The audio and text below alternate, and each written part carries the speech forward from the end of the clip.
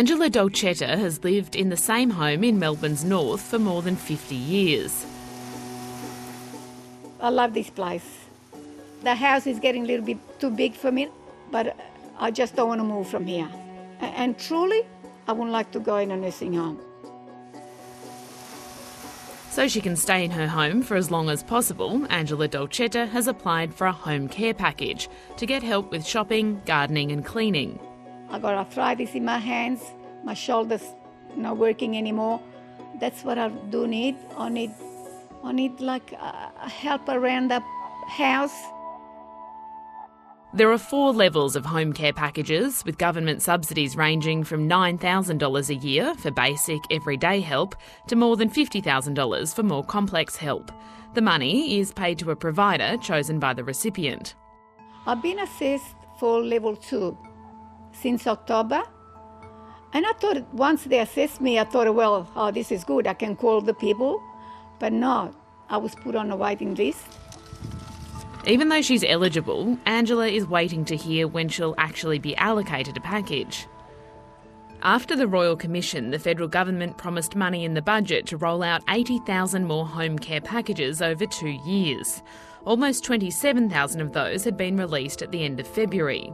Even though thousands more packages have been released, there are still 62,000 people waiting for one at their approved level. Wait times have significantly reduced, but are still up to 9 months.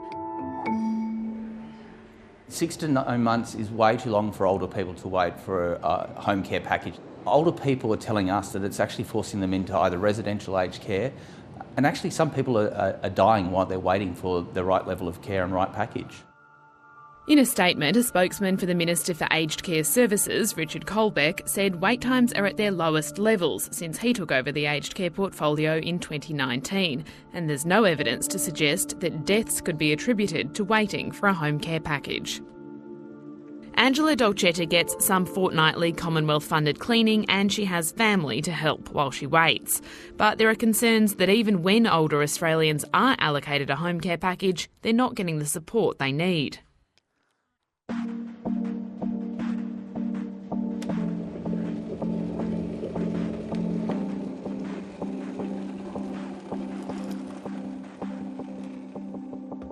This is Mum's home. It was her mother's home before Mum. Thank you, darling. Cup of coffee. Really, Mum deserves to live happily in her own home as long as possible. Val Timms receives the highest level of home care package to help with personal care, taking her medication, cooking and cleaning.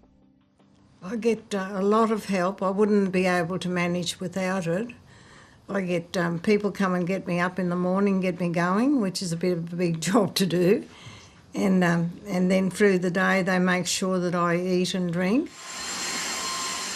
In recent months, Val Tim's son, Terry, has been over to help more often. He says staff shortages mean his mum is missing out on care, with shifts frequently being cancelled or unfamiliar staff turning up. It's been a problem that's been gradually getting worse, and seems to be almost a crisis point now with home care packages for Mum. If I don't have them here, I can't do anything. I'm not able to do anything on my own anymore, unfortunately.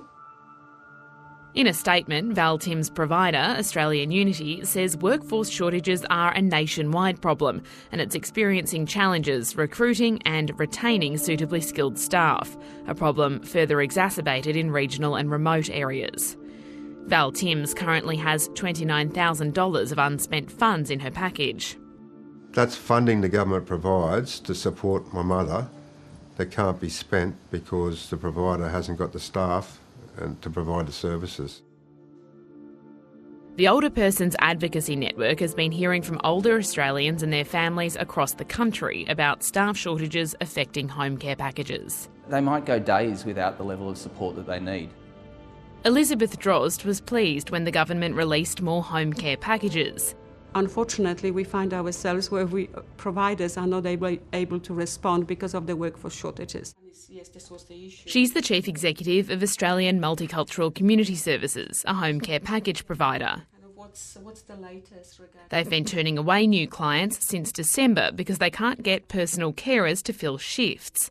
The staff they do have are working extra hours and days to meet demand. I have been working in multicultural community care and community services for the last 30 years, and I have to say I have not experienced anything like we're currently experiencing. At the moment, the organisation that I manage, we could employ at least 50 people full-time. Like residential aged care, for 2 years, home care providers have been unable to access the usual flow of overseas staff because of border closures. The industry has lost some staff because of vaccine mandates, and COVID itself has seen workers furloughed. But a Productivity Commission report identified the need for a significant increase to the aged care workforce 10 years ago. This is not new. I'm afraid not enough has been done about it, even prior to the pandemic. So we don't have a plan. We still don't have a plan.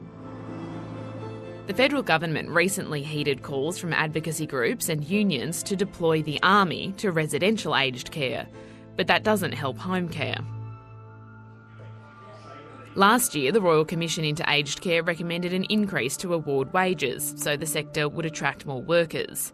Instead, the government is waiting for a Fair Work Commission ruling on a potential minimum wage rise later this year. We need a workforce that has the right skills and attitudes, and that takes planning and that takes a pipeline of workers going forward. And they need to be paid at the right level as well.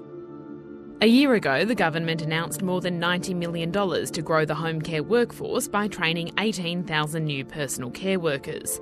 And it's subsidising 33,000 places under the Job Trainer Fund for new and existing care workers to improve their qualifications.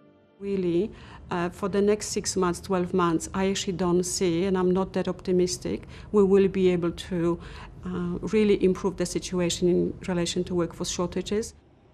The Health Department says there are 15,000 more people employed in home care than at the start of November.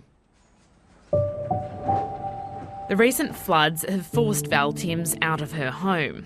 She wants to move back when the clean-up is done. She's hoping she'll have enough home care support to do so.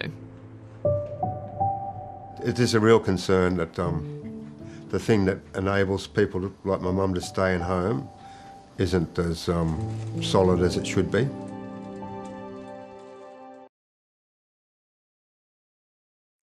Hi, I'm Lee Sales. Thanks for watching this story. If you'd like to watch more of 730's stories, they are on the left of your screen. And tap on the button below to subscribe and get the latest from ABC News.